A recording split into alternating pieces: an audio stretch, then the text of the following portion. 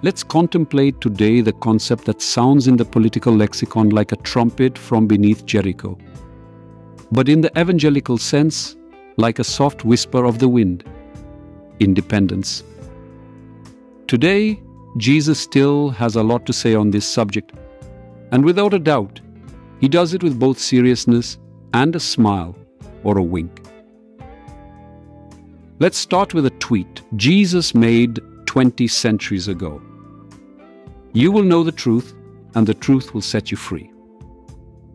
He might add, "And no, I'm not suggesting you should avoid paying taxes because the emperor squanders them." Aren't we sometimes like sheep complaining about fences and wolves, forgetting we have a vast green meadow? And as for the wolves, there are at least several peaceful ways to tame them. If Jesus were active today, he might organize the biggest flash mob in history, calling people not to march, but to a communal feast.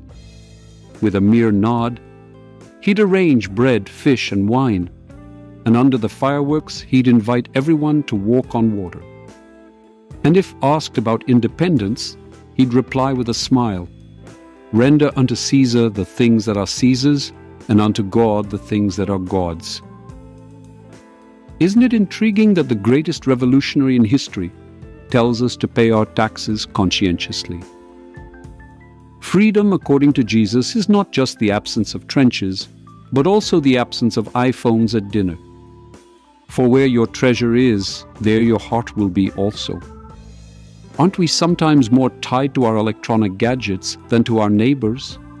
How much energy do we spend remembering all our passwords and pins? Jesus would undoubtedly have something to say about our obsession with the latest technology, fashion, or over-indebting ourselves at the banks. Christ taught about an independence that is truly controversial. It's about freedom from selfishness, freedom to serve others, freedom to love our enemies. Yes, to love them, not just to forgive them. Because it's easy to love those who like us. It's harder to love those who think differently until they come to love us in return. May our hearts and minds become independent as Jesus would have wanted. Let them be free from pettiness, free from the limits we impose on ourselves, and free to laugh at ourselves. For as ancient wisdom says, laughter is the shortest distance between two people. And Jesus knew such shortcuts the best.